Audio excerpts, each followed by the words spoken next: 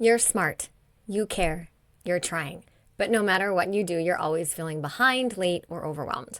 You're turning in work projects at the last minute. You're forgetting that there was a meeting this afternoon. Just scrambling to take notes at the meeting, but don't really know how. And then you zoned out for 30 minutes when you were supposed to be working on something due at the end of the day.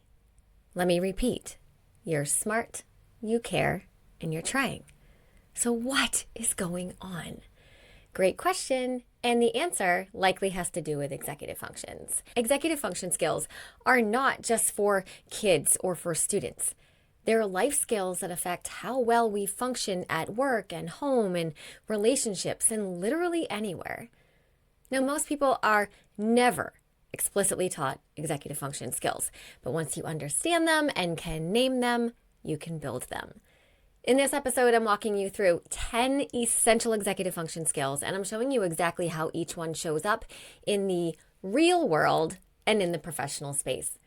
I am, by profession and education, an executive function coach, and I've been teaching these very specific skills for just about 2 decades. In episode 35, I dive deep into what executive function coaching looks like so you can determine for yourself if that's something that you would benefit from. Quick disclaimer, the point of this episode is not to solicit work, as my waitlist is impossibly long, but I'm just recommending that episode because I know that many people have found it helpful. Today, we are going to talk about 10 executive functions. I am going to name what they are, show you what it looks like when you don't have the skills, show you what it looks like when you do have the skills, and then share some tips for how you can support yourself as you continue to develop these skills. If you are listening today and you have ADHD, this one is for you. Let's begin. Hello, you are listening to the Learn and Work Smarter podcast, the podcast for students and professionals who want to learn and work smarter. I'm your host, executive function coach and founder of schoolhabits.com, Katie Azevedo. As a reminder, everything I mention in today's episode will be linked in the show notes, including a link to the transcript, which you can also find at learnandworksmarter.com/podcast. So I think it makes sense to start with a simple definition of what executive function skills are. Executive function skills are a constellation of cognitive skills that allow us to operate independently. And don't worry, I am going to break that definition down with more examples than you could ever imagine. Okay, but when I say that these skills allow us to operate independently, I'm talking about these are the skills that enable us to plan and manage our time and organize our thoughts and our spaces and our things. These are the skills that are connected to impulse control and emotional regulation and task management and learning and reaching our goals. Now, a certain part of our brain, the prefrontal cortex, is the area of our brain that is primarily responsible for executive functioning. Now, no part of the brain fully works in isolation, okay? So there are definitely other parts of the brain at play here, but the prefrontal cortex is certainly running the show when it comes to executive functions. Now, people who are neurodivergent, maybe have ADHD or autism spectrum disorder, have atypical neurobiology that impacts a few different areas of the brain, including the prefrontal cortex. And this means that people with ADHD often have executive function deficits. Now, people with ADHD and other neurodivergencies don't as easily develop these skills through trial and error and observation and sort of figure it out as you go as neurotypical people do, okay? But also, many people without ADHD also have lesser developed executive functions. And in these cases, the skill deficit is more due to a lack of just ever being taught these skills or even over scaffolding in like elementary school, middle school, high school, okay? What does that tell us? Well, that tells us that executive function skills are absolutely teachable. In fact, that's literally why I have a company and a course, School Habits University, and an educational curriculum, School Habits University for Educators, that teaches executive function skills because they are teachable skills that anybody can learn. Now, in a perfect world, people will learn executive function skills early on in school, and then these executive function skills will enable students to learn better and learn independently and manage a course load and their time and their tasks and all the things. And then, again, we're in this perfect world. When those students enter the workforce, they further hone their executive function skills to be able to operate independently and succeed in a professional space. Now, this is all fine and good, but what happens when someone does not learn these executive function skills? Either due to neurodivergence or a lack of situational exposure. I mean, like being taught it, right? Whatever. Well, they end up in, the workforce. They're overwhelmed, scrambling to complete tasks on time, forgetting deadlines, and generally feeling like they're drowning. And the obvious solution here is to learn these executive function skills early on. Okay, but if you're listening to this right now and you're like, well, that ship has sailed. I'm an adult, or I am like in college, or I'm in the workforce. Don't worry, that's what today's episode is. We are going to talk about 10 of these critical skills. I call them critical because without these skills, it's really hard to function fully and independently and efficiently in any true capacity that leads to somebody reaching their academic and their personal and their professional goals. So by that measurements, yes, they are indeed critical. We've done a lot of scrambling, but I feel like if I didn't give you a definition of executive function skills and why they mattered so much and all of that, then you'd probably tune out by now. So now you hopefully have bought into the fact that these are some of the most critical skills that anybody could ever have. Okay, and we're going to start with number 1, which is task initiation. These aren't in any order of ranked of most important, but we're just starting with number 1, task initiation. That is one of the primary executive functions. Task initiation is the ability to get started on a task, preferred or non-preferred, without excessive procrastination or delay. If somebody struggles with task initiation, they're sitting on a pile of emails that they know they need to reply to, but they just can't seem to do it. They're avoiding the hard conversations, even though they know they're critical to a relationship. They're, never starting that personal project, even though they've been dreaming of it for years. At work, it's knowing that you have a project due and a team that is depending on you, but you will literally do anything other than start the thing.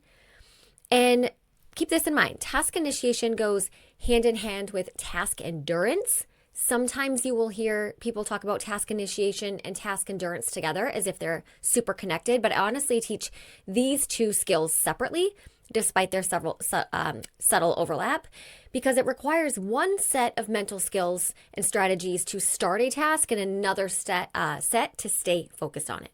Okay? That's concentration and focus, and I talk about that in other episodes. I will link everything below. But here we are talking about starting something from square one. And as I said, people with ADHD or executive dysfunction often find it nearly impossible to start a task, especially if it's non-preferred, like something you don't want to do. A strategy that can work for task initiation is to use micro starts. Now, this obviously depends on what the task is that you're avoiding, but here's what it looks like in real life. Let's say you look at your task management system and you see that you have to turn in a project by Friday. Okay, you were assigned this project last Friday. Today is Wednesday and you haven't started yet. You have a lot of feelings, a lot of resistance, a lot of rationalization about why you can't start the project, or that it's just because you have other things to do and yada yada. The mental chatter can be so very loud in these moments with someone who struggles with task initiation. But when that resistance comes up, here's what you do. You pause and you name it. Naming a duck can be a very powerful step 1 in developing executive functions. So you say to yourself, I need to do this thing and I'm resisting doing it. I need to do this thing and I have a Grammy level narrative about why I shouldn't have to do it. Okay, you admit this to yourself. You may also feel shame and embarrassment and all kinds of layers of feelings. That's super hard to deal with, but it's also super normal. Okay, the feelings are going to come up, but what you do is you name them. In this pause, all you are doing is naming them, naming whatever you feel. And then after you pause and you name a duck, you think of just one simple step that you can take in the next 5 minutes that would take less than 5 minutes to do, okay? But that would move you forward toward the task. I'm going to repeat that strategy. You think of a task that you can do in the next 5 minutes that will take 5 minutes or less, 5 and 5. Okay, so if you have a project due by Friday and you haven't started and it is Wednesday, a task you could do in the next 5 minutes that takes you less than 5 minutes to do is opening up a Google Doc and naming it the name of the project. Boom, now you have started. And I can't tell you how many times that I will walk a professional client through this strategy and they will think it is too insignificant and silly to be effective. And then we check in the next week or the week after and they're like, Katie, it worked. I'm like, yeah. You lower the barrier to entry when you can lower the barrier to the first micro task. All right, another strategy to support task initiation is to add novelty, especially when the task already has urgency. I say this a lot, but novelty and urgency, the two primary ingredients of like starting something and initiation. Novelty is newness. So sometimes urgency alone, though, isn't enough to get you through to start a task. You know the thing is due, the clock is ticking, but urgency without stimulation, still not motivating for someone with ADHD or executive dysfunction. And that's where novelty comes in. The brain loves newness. A change in environment, a shift in tools, or even a fresh, like a sensory input can trick your brain into engaging with a task long enough to start it. Let me give you some examples. Let's say that you've been avoiding drafting an email to a client, even though you need to send it before the end of the day. And like, you know that. You've been staring at your computer in the same chair, in the same spot, with the same coffee cup for hours. Okay, you could move to a new location, maybe to your porch, maybe to a conference room, maybe even just standing at the kitchen counter. You don't have to finish the email there, but the change of scene often provides just enough novelty to activate the brain. Or maybe you've been putting off reading a report for your manager. Maybe you could try switching from reading it on your computer to printing it out and annotating it with highlighters and sticky notes. Suddenly now it's tactile, it's fresh. Your brain gets the dopamine kick that it needs to initiate. You could also add novelty by using a fun pen. This is like really minor, but this stuff works. A different font in your document. Light a candle that you've never used to change the olfactory environment. Your nose, right? Open a blank slide deck instead of a Google Doc to brainstorm ideas or start your project, just for something different. Again, the goal isn't to finish the task right then and there. It's just to spark just enough engagement to get over that hump of starting. And then once you're over the hump, you can either take it from there or tap into some task endurance strategies to get you to the finish line. All right, the second executive function skill required for the real world is planning. Planning is the ability to break down future tasks into distinct steps and to create a pathway to get from A to B. Okay, it could be something as short term as planning your time so that you have enough time to eat lunch in a few hours, okay, and then mapping out what you're going to eat and how long it's going to take to prepare it before you have to leave the house. It could be something like planning a vacation or a wedding and knowing all of the different steps involved and how to make sure that they happen in the right sequence and by the right time. It could be the ability to sit down on a Sunday afternoon and plan out your week by looking at all of the things coming down the pipeline and assessing where you're going to do all these things and whether you can in the first place. The ability to plan literally infiltrates every single part of our lives as students, as workers, and just as people with goals. When someone lacks planning skills, they often overschedule and double book. They forget how long tasks have taken in the past and therefore don't accurately predict how long tasks will take the next time they have to do them. They might have trouble figuring out how to write an essay from beginning to end.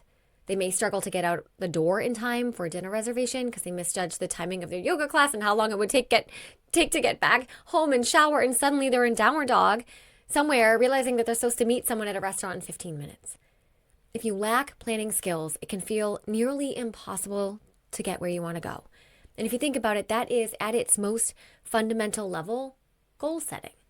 Let me give you an example I see a lot in high school students headed to college. I'll be working with someone on their college essay right in the summer between junior and senior year, and we'll be building out their college application and their student resume. And I'm looking at their activities in their resume, wondering like, what are we putting on here? What have you done over the past 3.5 years to build your college application? And sometimes these students look at me and they're like, well, I didn't think about college applications until now. Now, this isn't always the student's fault. Sometimes there is a lack of education and support, which is just outside of my point here. But my point is that going to college requires significant planning from freshman year. Starting in 9th grade, students need to be reverse engineering, and that's something that we're going to talk about in a minute when I get to the tips, what they want, and start laying the pathway for that through activities and service and jobs and course selection. I'm not saying that a freshman high schooler needs to know what they want to do for the rest of their lives, but a freshman in high school does know that they're going to be applying for college. That's not a surprise. And even the most basic level of planning means that that student needs to be thinking, okay, what do I need to be doing now that will pay off in 2 to 3 years from now? Now, I just alluded to a strategy a minute ago, but one way to improve planning skills is to use the strategy of reverse engineering. I'm going to give you a sort of overview of what reverse engineering looks like and how to do it, but keep in mind that reverse engineering is a strategy. It's a very how-to skill. Like you could literally go into Google and type in, or even ChatGPT and type in how to reverse engineer this goal, whatever your goal is, okay? Some people with more developed executive functions almost automatically use reverse engineering to complete something or to map out something that they want to complete in the future. But someone without developed executive functions may not even know that this is a tool to use in the first place. So let me go back to my example to the high school student applying to college. All right, let's say that she's a freshman and she was well advised that that's when she needed to start planning for college. Let's say that she, either worked with me or had some idea of what planning for college looked like, and she had some familiarity, I'm just going to go with that, with reverse engineering. Okay, this is what her journey might look like. She might start thinking, okay, what do I want in college? What general fields am I interested in? What general fields am I not interested in? Who do I know in my life in a particular field who seems happy and successful, whatever that means, whose career seems interesting to me? Okay, and after some brainstorming, the kid's like, okay, well, I don't love the sciences, but I think I want to do something with business, whatever that means. Okay, so during her freshman year, she could probably get some kind of summer job if that's possible. Yeah, for the money, but also for, the thing that she can put on her application and her resume that indicates that she has some interest in business, even if she's just scooping ice cream. She may want to ask an uncle or an aunt if she could, shadow them for a few hours a semester in whatever company that they work for. This would look terrific on a resume or a college application. When it comes to course selection, underwater basket weaving might sound really cool, but if it's between that and psychology, or that and some kind of like finance or marketing business course, can't talk today, the answer is obvious. Someone without planning skills might just say, hey, this underwater basket weaving course seems really cool and I'm going to take it. And then come senior year, they realize that underwater basket weaving does not look that great on a college application of someone interested in business. See what I'm saying here? You start from the end goal, even if it's not super clear what that is in the moment, the general vicinity of some kind of end goal, and then you work backwards from there, and you ask yourself, what needs to happen for that end goal to be achieved? What needs to happen in the next year, in the next semester, in the next month, in the next week, tomorrow, and today? And then working from the end, you create a reverse path to where you are now, and then you take a step forward on that plan that you created. Can you pivot? Yes. But that won't be a big deal because you know how to plan, right? And you actually map this out on paper or in a doc somewhere. If you have a work goal or a work project that's due in a month, write that at the top of a Google Doc or a piece of paper and ask yourself, what needs to happen right before I reach the goal? And then what needs to happen one step before that? And then one step before that. All right? Okay, we are moving. I'm spending a lot of time on each of these. I'm going to try to go a little bit faster. We are moving on to the next executive function skill that has to be in place for some level of personal and professional efficiency in the real world, and that is time management. We talk a lot on the show about time management, so I am going to leave my key time management episodes and resources linked in the show notes. That is at learnandworksmarter.com/podcast/69. This is episode 69. But essentially, time management involves estimating time, prioritizing, allocating time realistically. It's the skill of making time visible on a calendar and seeing your time or lack of time for what it really is and not what we imagine it to be. Someone with executive function deficits, with or without ADHD, often deals with time blindness. Time blindness is essentially an inability to do what I just listed off, which is estimating time, allocating time, realistically having a general sense of time passing. And that's why someone with executive function deficits needs to be externalizing time. And we're going to talk about that when I get into the tips for this one. But if you struggle with time management, you're probably running late a lot. You're missing deadlines. You turn in assignments late. You always feel rushed. You feel like you could never keep up. Like as soon as you submit something or turn something in or do something, there is something else for you to do. I mean, part of that's just like real life too. But if this happens like and it's swamping you, then this is probably what's going on. So let's talk about 2 strategies for managing time when executive function isn't happening. The first strategy is to make time visible using a calendar. You've heard me talk about this many times, and to try time blocking for a week. I have a whole episode on time blocking, and again, I will leave that episode link below. But here's what it could look like. You take either a paper planner or a digital calendar, does not matter which one, and you map out not only your appointments and your meetings, but when you plan to do your actual work. Like not just report due Friday, but I am working on the report on Friday from 2 to 3:30. Very specific. Okay, this is time blocking. You are assigning a task to a specific chunk of time in your calendar. And you're giving your future self instructions. Hey, this is when we are doing this thing. All right, and if you've never tried this before and it sounds intense, that's fine. I'm not asking you to overhaul your system overnight. I'm asking you to try this for 1 week. Because here's what happens when people do this for 1 week. They see their time for what it really is. You can literally look at your calendar and say, oh, I don't have as much time as I thought, or, whoa, I actually do have space for this. I just needed to name it and write it out. Time blocking removes the illusion of time, and it replaces that vague sort of mental list of I'll work on it sometime tomorrow with a clear visual roadmap. And it's when we get that visual clarity that our brain has less to manage. It's less spinning, less mental clutter. And this is especially helpful for ADHD brains or people with executive function challenges because it creates that external structure when the internal structure is lacking. Again, just try it for 1 week. You can go back to winging it after that if it doesn't work, but most people are surprised by how much easier it is to get things done when time is made visible. Now, the second strategy is to use the formula estimated time times 1.5. This is one of my favorite time management strategies to share with people, especially for people who tend to underestimate how long things will take. And spoiler, that is everybody.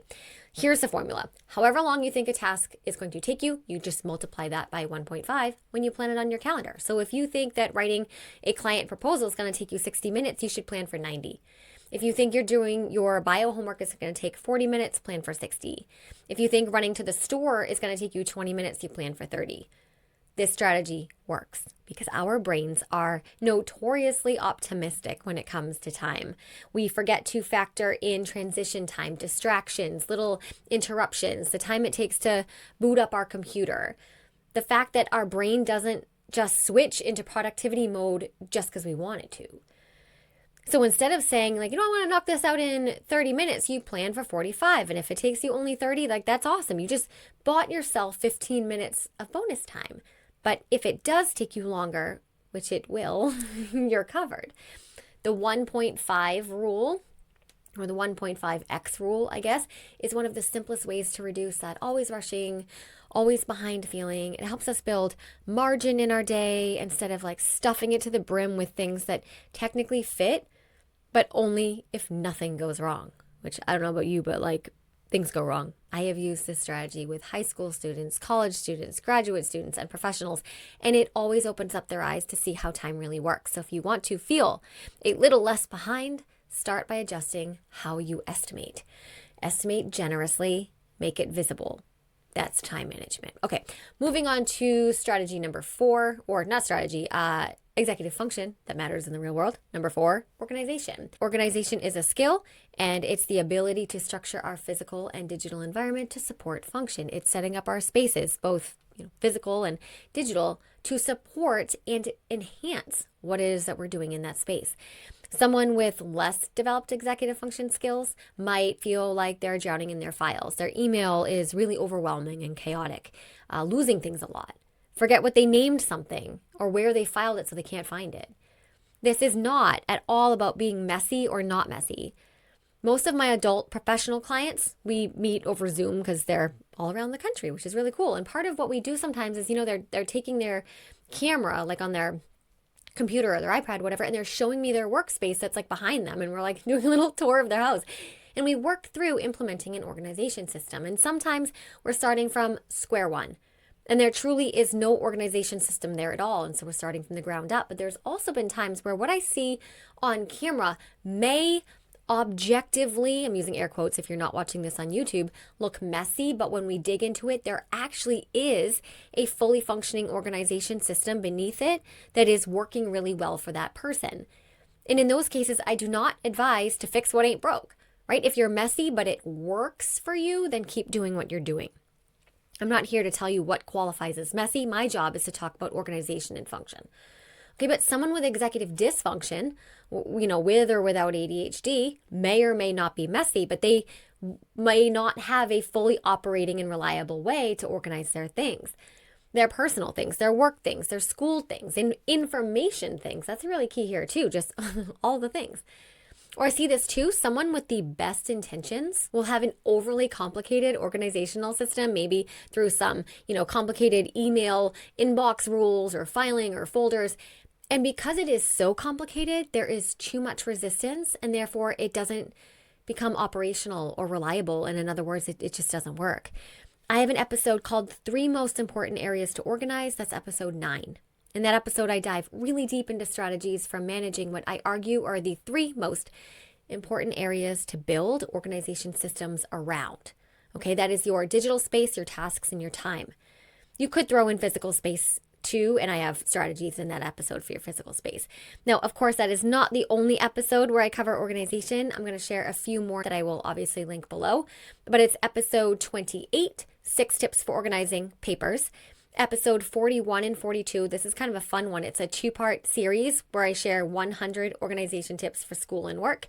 And then episode 59 is 7, I think it's 7, 6 or 7, ADHD tips, ADHD organization tips for students and professionals. So check out those episodes if you've identified as being someone who needs more organizational support. All the tips I could possibly share are in those episodes. Okay, the 5th executive function, this episode's going to be a little bit longer than usual. Critical to personal, professional, academic success is working memory. Working memory is the ability to hold information in your head long enough to use it. Now, we are talking about the brain for a second, okay? And there are different parts of the brain that are connected to memory. The primary ones are the hippocampus, the amygdala, the cerebellum, and that prefrontal cortex that is the star of today's episode and of the executive function show. So someone with ADHD or executive dysfunction has very real differences in brain structure and neurochemicals related to working memory. So I'm going to talk about this a little bit more when I get to the tip section, okay? But you are not going to ever hear me share tips to improve your memory, but rather to support it, because that is not at all what executive function support looks like for someone who's neurodivergent. Okay, if you're not neurodivergent and you just haven't built up your working memory or learned strategies for remembering these things, then a different set of strategies will be for you, okay? I share some memorization strategies in my blog on schoolhabits.com. You can always go there. But the tips I share for this episode are about supporting your working memory, not like remembering harder, because that's not a thing. All right. What does a working memory deficit look like in the real world? It's being told something and forgetting it nearly immediately. It's sitting in a lecture class and realizing that you don't remember the last 5 minutes of the lecture. It's struggling to do mental math because it's a challenge to hold numbers in your head as you calculate them. There can be difficulty with reading comprehension because you read something and what you read earlier on in that page or a few pages ago is gone. I'm going to share some tips for supporting working memory. But before I do that, again, please hear me. If for some reason you've zoned out right now while listening to this episode, I want you to zone back in. ADHD or not, executive dysfunction or not, we need to move away from this idea that we're meant to remember everything. That is not true, and that's not helpful in this super overstimulating, fast-paced world that we live in. Technology and society and information structures have evolved exponentially faster than the sweet little tissues and neurons in our brain. So it's like our brains are in one era, but the things that we're expecting our brains to do are in a futuristic era. And we have to accept this and start supporting ourselves for the brains that we have now, not for the brains that we wish we had. It is foolish to think that we can remember all of our assignments and when they're due and the details of them. It is foolish to think that we can remember all of our passwords. It is foolish to think that we can store all of our work tasks in our brain. That is not what our brains are designed for. Our brains are designed for thinking and creating and spontaneous thoughts and forming connections. not for storing random nuggets of information like when your essay is due. So again, ADHD or not, executive dysfunction or not, neurodivergent or not, we need to be relying on external structures to carry the weight of so much of what we are foolishly expecting our brains to do. So what does that look like? It looks like having a task management system. It looks like storing your passwords and login credentials somewhere reasonable. It's setting reminders on your phone. It's writing sticky notes and putting them on your computer screen. It's using a project manager, an assignment notebook, and a calendar. Yeah, those are strategies for everybody. If you're someone with ADHD and executive dysfunction, it is supporting yourself in additional ways, such as graphic organizers for essays, so you remember what you're supposed to put where. It's obviously using calculators and not expecting yourself to do mental math. It's advocating for yourself and asking for people and teachers to give you directions that are only 3 steps or less. And if you can't make that possible and you're given 10-step directions, it's on you to say, I need to write this down. Or, whoop, I need to take out my phone and record this. That's on you. So again, the strategy isn't to say, come on, brain, like remember harder. No way. The strategy is to say, well, my brain is gonna brain. And so I need to show up with my tools. That's the magic right there. Having the self-awareness enough to call a duck a duck. The self-advocacy to say, this is what I need to do to support who I am. And then the willingness to commit to those systems when the inner voice says, yeah, but I'll just remember it. No, you won't. Okay, so we just went through 5 executive functions that are very tactile and strategy-based. And I would say, for the most part, generally easy to understand. We're going to shift things a little bit. The next 5 executive functions may be a little more abstract. They're not as utilitarian as make a calendar and like write a to-do list, right? So bear with me if some of them are new to you. I'm sure that as I explain them, you'll say, oh, like I know what that is. I just didn't know there was a name for it. And we're going to start with cognitive flexibility. So this is an executive function that if it's not there can lead to stress and personal disappointment and trouble, maintaining a job and reaching goals and even forming relationships. Cognitive flexibility is the ability to shift your thinking and adapt when circumstances change. It's the skill that helps us pivot when plans get disrupted or the way we thought something was going to happen or going to go doesn't go that way. It's what allows us to try a new approach if the first one isn't working. It's what helps us shift perspectives in a conversation when you realize that someone else might be right. Okay, it's what helps you go with the flow when the flow gets wild.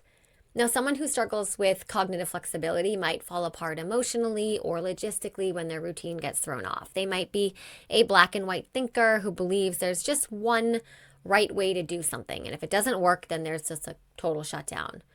Or they get stuck in ineffective problem-solving loops, trying the same thing over and over again, even though it's clearly not working. You might recognize yourself in this if you've ever had a meltdown when your Wi-Fi went out, or something didn't go as planned, or if you've said, well, I can't possibly get this done unless I have exactly 3 hours of uninterrupted quiet time, and then didn't do anything when that scenario didn't happen. Or maybe you've been in a situation where a meeting got rescheduled or a tool wasn't working or someone on your team didn't show up. And instead of regrouping, you froze, you spiraled, you just mentally quit. That's a lack of cognitive flexibility. But here's the thing. Flexibility is not the same as flakiness. This isn't about being loosey-goosey with your plans or giving up structure altogether. It's about knowing how to pivot within structure when you need to. All right, so what are some ways to support cognitive flexibility? One strategy I love is to ask yourself better questions in the moment of stuckness. Try, what else could work? What would this look like if it were easy? I love that question. Or what would this look like if it were simple? If I couldn't do it this way as planned, how else could I get to the same result? These questions are like little gentle nudges. They open up new pathways in our thinking instead of letting us just get stuck in this one-track mode. Now, another strategy is to practice cognitive flexibility in low-stakes situations so when the stakes are higher, your brain already has some experience adapting. You can deliberately switch up your routine, like taking a new route to work or trying a new grocery store, even when you don't have to. You're building your, we'll call it pivot muscle before you need it for real. The goal here isn't perfection. It's training your brain to see that there's often more than one way to move forward. And when the first path disappears, we don't need to shut down. You just look for another path. There's always another path.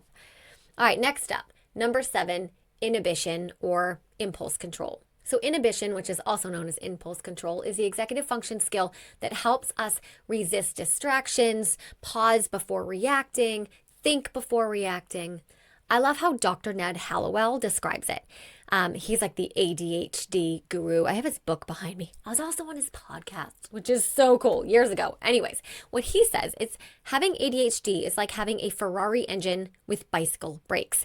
You're fast, you're powerful, you're full of ideas, but your braking system, your impulse control, isn't strong enough to slow you down when you need to.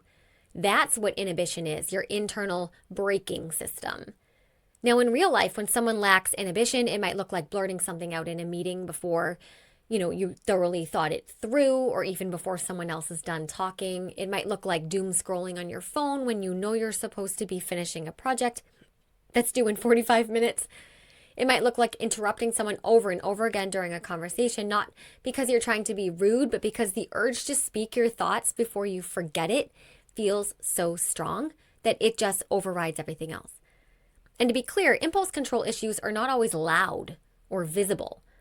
Sometimes they show up as mental impulsivity, so jumping from thought to thought, jumping from project to project, starting something without finishing it, or making fast decisions without considering the consequences.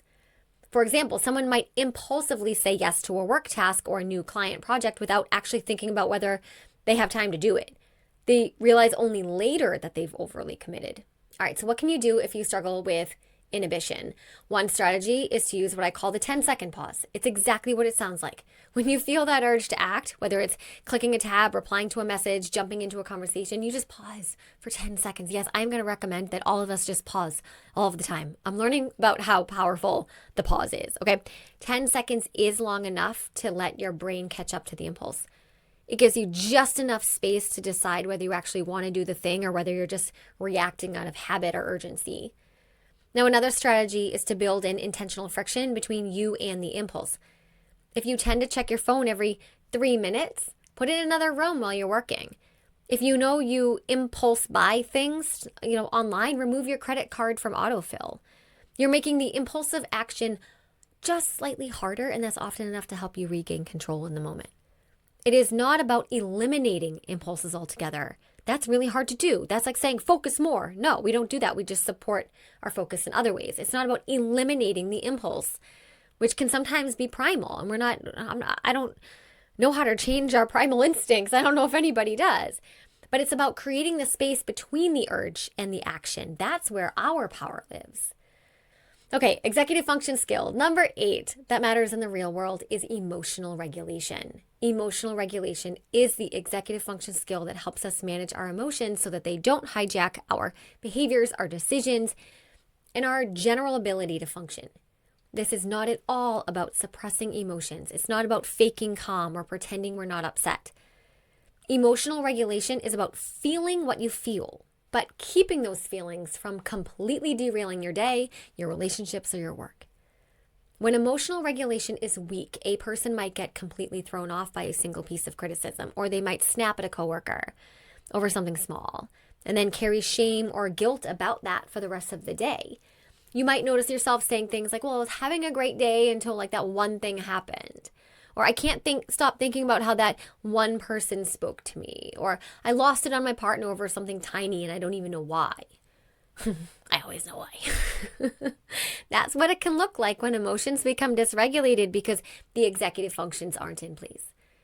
In a professional setting, this can show up as overreacting to an unexpected change, maybe internalizing feedback in a destructive way. Oh, I have a podcast on how to accept feedback. I actually forgot about that one. I'll link that one. Or maybe shutting down because a meeting didn't go the way that, we hoped. For students, it's really the same thing. Now, here's something important to note. People who struggle with emotional regulation often know that they're being reactive, but they feel powerless in the moment to do anything about it. And that's because emotional regulation isn't a mindset, it's a skill, and it can be learned. So, how do we support the skill? Well, one strategy, pause and name it. Yeah, we're doing the pause again. It sounds simple, but it's incredibly effective. When you notice yourself having a big emotion, frustration, shame, fear, rage, you literally name it out loud or in your head. You say, this is anger. This is disappointment. This is shame. Now, if you're hearing that right now and you're thinking it's cheesy, let me explain why it works. The act of naming the emotion moves the experience from the amygdala, which is our emotional brain, to the prefrontal cortex, which is your thinking brain. It interrupts that emotional spiral just long enough to give you more control over your next step. You're not suppressing, you're grounding. I've been working really hard and actively to teach this skill to my kids. They're, early teenagers. And to do that, we're using the actual words, emotional regulation. They might think I'm so annoying doing this, but one day I think they're going to thank me. We're now using the shared language when someone can say, I'm dysregulated, when things start to escalate. And we all know what to do in that moment. Is it always successful and perfect? It is not, but I'm sticking with it. And they're doing an awesome job with it. Because if I can raise emotionally regulated adults, yes, please. Yes, please. And you're welcome, world. The shared language can be so powerful in families, in teams, in classrooms. It gives everyone a name for what's going on, for something that is so human. And it also gives permission to pause. Emotional regulation does not mean bottling things up. It means creating space between the emotion and the action so that we can respond with intention instead of react. I know I'm going deep here, but these things are so important. We have 2 left. Number 9, goal-directed persistence. All right, how are we doing for time? This is a long episode. This might be my record. Goal-directed persistence is the executive function skill that allows us to stick with a goal over time, even when motivation dips or distractions arise or progress feels slow. It is similar to task endurance. I've already mentioned that a little bit, but here's the difference. Task endurance is short term. It's the ability to stay focused while writing an essay for 60 minutes or pushing through to finish a report before lunch. But goal-directed persistence is long term. It's staying connected to a goal that we care about for weeks, for months, maybe even years, when the payoff is not immediate. This is the skill that helps people finish degrees, build businesses, stay consistent with savings plans, complete passion projects, or train for something. It's the skill of long game follow through. Without it, what tends to happen is this. People start projects full of excitement and energy, and they're super motivated at first, and they make quick progress, and they love that instant gratification, but the moment they hit a snag or the initial excitement wears off, they stall out. They get distracted by something shiny. They move on to the next idea, or they give up altogether because it stopped feeling good. If you've ever abandoned a New Year's resolution by February, if you've ever started a creative project and never touched it again, if you've ever said, I don't think this is working anymore after just a temporary setback, then you know exactly what a lack of goal-directed persistence looks like. So how do we support this skill? One strategy I recommend is using visual progress tracking. Now, our brains are terrible at perceiving long-term progress. If we don't see it, we assume it's not happening, so we need to make it visible. This could mean using a simple habit tracker, a wall calendar, a color-coded spreadsheet. There's awesome habit tracking apps. Something like Don't Break the Chain, I remember was one that I used a long time ago. Obviously, there's apps for everything and they change every day, but search for it. The key is that if you see evidence that you're moving forward, even if it's slowly, you're more likely to keep going. Another strategy is accountability. Tell someone your goal. Ideally, tell someone who also has this goal and is willing to check in with you regularly to share progress. This kind of social accountability can be helpful, especially when the internal motivation dips, because when we share our goals, they start to exist outside of us. And that can add just enough pressure to keep us engaged when we would otherwise want to quit. I'm like out of breath and thirsty. Okay, I don't even have water. Oh well, we're gonna rally, folks. One more, almost there. Number 10, self-monitoring. Self-monitoring is the executive function skill that helps us check in with ourselves as we're doing something and after we've done it. In the EF or executive function world, this skill is called metacognition, which is just a fancy word for thinking about thinking. It's the internal voice that asks, am I doing this the way I intended? Is this working? How did that go? What am I even doing? This voice matters because self-monitoring helps us adjust in real time. It helps us learn from past experiences and lets us improve our performance moving forward. And without self-monitoring, we move through tasks and conversations on autopilot. We don't stop to assess if we are being effective, if we are misunderstanding something, or if we need to shift our approach. We just go through the motions. In the real world, a lack of self-monitoring might look like studying for hours just by rereading your notes without realizing that you're not actually learning anything, because rereading is not studying. Reading a chapter of a book and getting to the end of a page only to realize that you have absolutely no idea what you just read. Nodding in a conversation but secretly zoning out and not even noticing that you've zoned out until someone asks you a question. Making the same mistake multiple times in your job but never stepping back to figure out what is going wrong? What do I not know? People who lack self-monitoring often feel stuck. They'll say I'm working so hard but nothing's changing, because they aren't pausing, there's the pause, to analyze why their efforts aren't translating into results. So how can you strengthen this skill? Well, one of the simplest strategies is to build in mini check-ins, both during and after a task. You can do this verbally, mentally, or even in writing. And you ask yourself, what helped me succeed right now? What got in my way? What would I do differently next time? Do I even know what I'm doing right now? And why does this feel hard? If you're working on a project, pause halfway and say, am I still on track? If you just finished a difficult conversation, take 2 minutes and ask yourself, did I communicate clearly? Or what worked in that interaction? What didn't work? The truth is that people who learn to self-monitor don't have fewer challenges at all. They just catch them earlier and they adjust faster. That's the superpower. Not avoiding challenges and hard things, but knowing what went wrong so you can fix the thing sooner. Oh my God, my mouth is so dry. But we made it. Let's wrap up those 10 executive function skills we covered today so you can hear them one more time. Task initiation, planning, time management, organization, working memory, cognitive flexibility, inhibition, which is sometimes called impulse control, emotional regulation, goal-directed persistence, which is similar to task endurance, and self-monitoring. Now, let me leave you with this thought. Don't leave me. You've been with me this far. Don't leave me yet.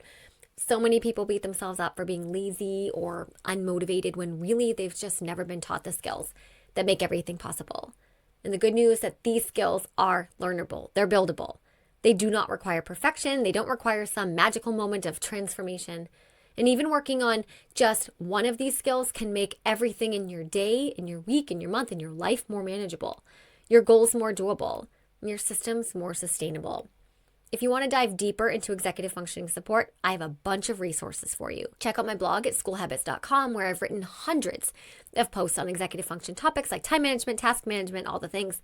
Check out the resources on learnandworksmarter.com/podcast/69. That's everything I mentioned today.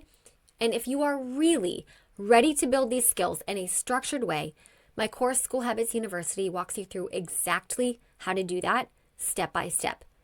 If you found this episode helpful, please share it with someone who might need it too. And don't forget to subscribe so you don't miss next week's episode and everything coming down the pipeline. Thank you for your time today. And never stop learning.